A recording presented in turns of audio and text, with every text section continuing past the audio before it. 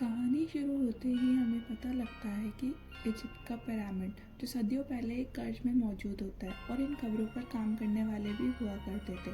जो व्यक्ति इन्हें छेड़ा करता था उनका अंजाम अच्छा नहीं होता था और वो हमेशा इस कर्ज का शिकार हो जाता था। इसलिए कई साइंटिस्ट, आर्कियोलॉजिस्ट और रिसर्चर इन पिरामिड से हमेशा बचते रहते थे। बेसिकली आर्कियोलॉजिस्ट उन्हें कहा जाता है जो पुराने इमारतों पर खोज करते हैं। लेकिन बहुत सालों बाद आर्कियोलॉजिस्ट ने नासा के ज़रिए ऐसा पिरामिड का पता लगाया है जो धरती के हज़ारों फीट नीचे दबा गया था। इसका मतलब है कि ज़मीन के नीचे इस पिरामिड ने अपनी दुनिया बनाई होती है। और इस पिरामिड की अलग बात ये थी कि इसकी प्राचीनता के साथ इसकी शेप भी अलग थी। और पिरामिडों में 4 साइड्स हुआ करती थी, लेकिन इस पिरामिड में सिर्फ 3 ही साइड्स थी। इस डिस्कवरी से लोगों को पिरामिड के बारे में अधिक जानने की इच्छा करती है, लेकिन इजिप्ट में रहने वाले लोग इस रिसर्च को होते हुए नहीं देख सकते क्योंकि उस कर्ज को वो बिलीव करते हैं, क्योंकि उन्हें लगता है कि उनको छेड़ा गया तो उन पर और कर्ज आ सकता है। कर्ज का मतलब है कि नेचुरल डिजास्टर से जिसे कोई नहीं रोक सकता। और इसका विरोध करते हुए इजिप्ट में रहने वाले लोग इसे रोकने के लिए सड़क पर आ जाते हैं ताकि पिरामिड को कोई ना छेड़ सके। लेकिन आर्कियोलॉजिस्ट की टीम साइंस पर बिलीव रखती है और अपनी गवर्नमेंट से इजाज़त लेती है और सहमति लेकर पिरामिड के पास खुदाई शुरू कर देते हैं। बेसिकली ये आर्कियोलॉजिस्ट 5 मेंबर्स की टीम बनी हुई थी और इसको लीड करने वाला डॉक्टर माइल्स था। डॉक्टर माइल्स की बेटी नोरा भी इस टीम की मेंबर है, जिनमें और भी मेंबर थे। पूरी टीम एक्साइटेड होती है और साथ ही इनके पास एडवांस इक्विपमेंट होते हैं इसको करने के लिए। इनके अलावा इसके पास सैटेलाइट सपोर्ट भी होता है जो नासा प्रोवाइड कर रहा होता है। खुदाई जारी है। खुदाई करते समय वहाँ से एक गैस निकलती है जो बहुत जहरीली होती है। ये गैस वर्कर के चेहरे पर और शरीर पर आ जाती है और उसकी जान भी चली जाती है उस गैस से। इस वर्कर की मौत से और सभी वर्कर दहशत में आ जाते हैं। उन्होंने इस कर्ज के बारे में सुना है और उनका विश्वास और भी मजबूत हो जाता है क्योंकि उन्हें इन पिरामिड से दूर रहना चाहिए। लेकिन लॉजिकल होने के नाते डॉक्टर माइल्स, नोरा और टीम के और मेंबर्स ऐसे मिथ्स पर बिलीव नहीं करते। डॉक्टर माइल्स इस काम को आगे बढ़ाना चाहते हैं, लेकिन इस वर्कर की मौत से प्रोटेस्टर और अधिक प्रोटेस्ट करने लगते हैं। वे कहते हैं कि ये तो बस एक शुरुआत है। ये प्रोटेस्टेंट खुदाई के इस काम को रोकना चाहते हैं। जिस तरह ये प्रोटेस्ट हो रहा होता है उन्हें सिविल वॉर का भी खतरा होने लगता है। उधर अमेरिकन गवर्नमेंट के रिप्रेजेंटेटिव डॉक्टर माइल से ऑनलाइन कांटेक्ट कर रहे हैं। सीनियर डॉक्टर माइल को सलाह देते हैं आपको काम बंद कर देना चाहिए और अपने देश वापस लौट जाना चाहिए, क्योंकि अगर ये जारी रहा तो इजिप्ट गवर्नमेंट आपके काम पर ज़बरदस्ती रोक लगा देगी। इसलिए बेहतर है कि रिसर्च बंद कर और लौट जाए। इसे सुनकर डॉक्टर माइल्स और उनकी टीम परेशान हो जाती है क्योंकि उन्होंने प्लान बनाया है और उस पर काम भी किया है। इस रिसर्च के बीच में छोड़ देना उनके लिए कोई मायने नहीं रखता। लास्ट में इस रिसर्च को पीछे छोड़ते हुए लौटने का डिसीजन लिया जाता है। इसके अलावा हम देखते हैं कि डॉक्टर माइल्स की बेटी नोरा इस रिसर्च को पूरा करने के लिए एक कदम भी पीछे नहीं हटती।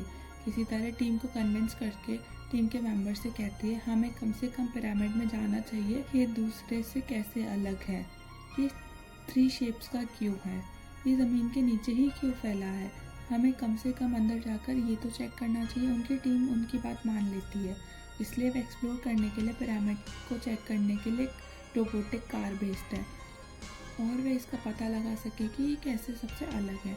हम इन पिरामिड की कैरेक्टरिस्टिक्स को और पिरामिड से अलग देखते हैं क्योंकि इसे खास ही मकसद से बनाया गया है।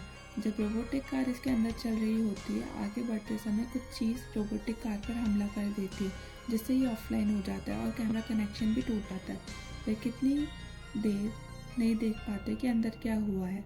बाहर वे सभी मानते हैं कि कोई कुत्ता या जानवर पिरामिड के अंदर चला गया होता है और कैमरा को डिस्कनेक्ट करते हुए हमारी रोबोटिक कार पर हमला कर देता है। नासा ने उन्हें ये महंगी रोबोटिक कार दी है, इसलिए वे इसे अंदर नहीं छोड़ना चाहते थे। लौटने से पहले जो इसे ले जाना चाहते थे वे और भी एक्सप्लोर करना चाहते थे। उनके पास टाइम बहुत कम था क्योंकि गवर्नमेंट ने रोक लगा दी थी। हम यहाँ मिलिट्री की मौजूदगी भी देखते हैं साइंटिस्ट पर नज़र रखने के लिए, क्योंकि वे कानून के खिलाफ कदम नहीं उठा सकते थे और वापस लौट जाएं, इसलिए वो मिलिट्री वहाँ आती है। इसलिए वे मिलिट्री से छुपकर पिरामिड में अंदर जाने का प्लान बनाते हैं और अपनी रोबोटिक कार को वापस लाने का। वे सभी अंदर जाने की प्लान बना रहे थे, बाहर किसी को पता ना चले कि हम कहाँ चले गए। अंदर जाने से पहले बाहर की तरफ एक पतली वायर को स्टिक से बांध देते हैं और तार की दूसरी तरफ को अपने साथ ले जाते हैं। इसके पीछे का उद्देश्य ये है कि वह लौटते समय सही रास्ता न खो दे, इस वायर के ज़रिए वापसी के रास्ते को आसानी से ट्रैक कर सके। अभी सभी अंदर जाते हैं। आगे चलकर उन्हें एक जैसे 3 रास्ते मिलते हैं। एक रास्ता ऊपर की ओर जा रहा था और इस रास्ते पर प्राचीन इजिप्टियंस के हथियारों को रखा गया है। इनका यूज़ पुराने समय में किया जाता है। बातचीत के दौरान नोरा को पता चलता है कि उसके पिता डॉक्टर माइल्स का बंधा हुआ वायर टूट गया है। ये सबसे परेशानी वाली बात है, क्योंकि आने के लिए उनके पास चुने गए रास्ते और 3 रास्ते सब एक ही जैसे थे। वायर कटने से उनके लिए बड़ी समस्या पैदा हो गई थी। असल में डॉक्टर माइल्स का ही वायर उससे जुड़ा था। वायर टूटा होने के कारण उनके लौटने का कोई क्लू नहीं है। वे इन 3 बिंदुओं पर पहुंचते हैं, जिनमें से हर रास्ते पर डिफरेंट सिंबल्स होते हैं। मौका पाकर वे एक रास्ते की ओर जाते हैं। काफ़ी देर तक चलने के बाद उन्हें लाइट का कोई क्लू नहीं मिलता, इसलिए वे जानते हैं कि उनका चुना हुआ रास्ता गलत है। वे बाहर निकलने की ओर नहीं जा रहे हैं, बल्कि पिरामिड के और अंदर जा रहे हैं। चलते चलते वह एक बड़े हॉल में पहुंचते हैं, जहां उनकी नज़र उनकी टूटी हुई रोबोटिक कार पर भी पड़ती है। उसी समय इसकी छत से पत्थर गिरने लगते हैं, जिससे ज़मीन में दरार पड़ जाती है और वे नीचे गिरने लगते हैं। उनका एक साथी भी जख्मी हो जाता है। डॉक्टर माइल्स, नोरा और टीम के और मेंबर्स अपने साथी को मुक्त करने की कोशिश करते हैं, लेकिन असफल हो जाते हैं। डॉक्टर माइल्स किसी भी कीमत पर अपने घायल साथी को बचाने का फैसला करते हैं। अचानक एक सामने से एक जानवर उनकी टीम के मेंबर्स में से एक को पंजा मारकर घायल कर देता है, जिससे ऊपर चढ़ने वाली टीम चोट खाकर नीचे गिर जाती है और सभी ये सोचकर निराश हो जाते हैं कि उन्हें पिरामिड में फंसा दिया गया है। यहाँ उन्हें पत्थर का बना दरवाज़ा दिखाई देता है। ये एक आर्कियोलॉजिस्ट टीम है, तो उनके पास इन सिंबल्स को पढ़ने की कैपेसिटी होती है। फिर वे इन सिंबल्स को पढ़ते हैं। यहाँ लिखा होता है खतरा। ये सिंबल्स दरवाज़ा न खोलने का संकेत देते हैं। सभी डरे हुए होते हैं और इस जगह को छोड़ना भी चाहते हैं, इसलिए वे वहाँ लिखे सिंबल्स को इग्नोर करते हैं और वे दरवाजे को खोलने की कोशिश करते हैं। दरवाज़ा खोलकर वे लास्ट में आगे बढ़ते हैं। उन्हें इनमें मिलिट्री सोल्जर्स की आवाज़ सुनाई देती है, जो उन पर नज़र रखे हुए थे। जब इनको पता चलता था कि रिसर्च टीम अंदर गई है, तो ये सोल्जर्स रिसर्च करने के लिए पिरामिड में आए थे। उनके अंदर एंट्री जाने के बाद टीम ये उन्हीं की आवाज़ें सुनती है। इसको अपने घायल साथी की चीख सुनते हैं। जब वे माइकल नाम के अपने घायल साथी को देखने के लिए वापस आते हैं, वहाँ से वो गायब होता है। उसके खून के धब्बे होते हैं। कोई चीज़ उसे खींचकर ले गई है और ये दाग दिखाई दे रहे हैं। इसे देखकर डॉक्टर माइल्स और नोरा परेशान हो जाते हैं। उन्हें अंदाज़ा नहीं होता है कि ये क्या हो रहा है।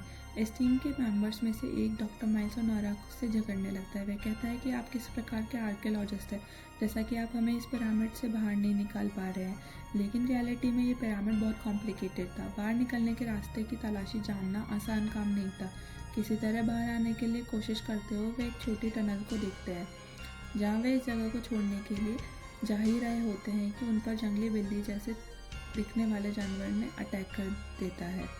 जो उस छोटी सी टनल से बड़ी मुश्किल से वो बाहर निकलते हैं। टनल के बाहर आकर उनका वहाँ एक सोल्जर से सामना होता है। वो उन सोल्जर्स में से एक है जो उन्हें रोकने के लिए ड्यूटी पर है, और बचाने वाला सोल्जर्स भी मारा जाता है। कहानी का क्लाइमैक्स हमें तब पता चलता है जब लेखक कहता है इस पिरामिड में ऐसा क्यों हो रहा है। दरअसल पिरामिड में एनुबिस रहता है।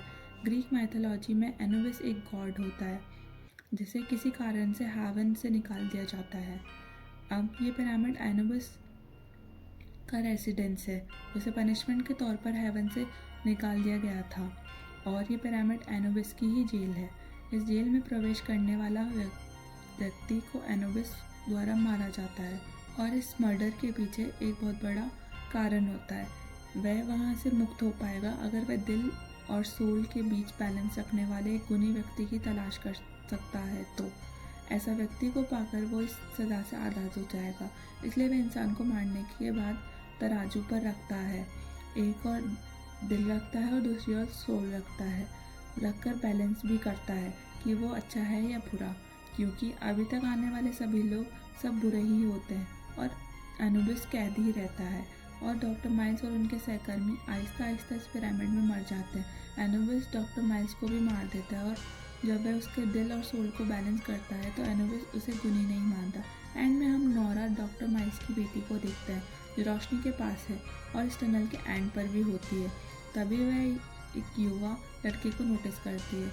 नोरा मुश्किल से थकान महसूस करते आगे बढ़ती है। वह युवा लड़का शायद उसे बाहर आने में मदद कर रहा है। एनुबिस नोरा और वहाँ आ रहे लड़के को दोनों को मार देता है और ये कहानी यही ख़त्म हो जाती है। अगर आपको हमारा हिंदी एक्सप्लेनेशन अच्छा लगा हो तो हमारे चैनल को सब्सक्राइब करें। Thank you.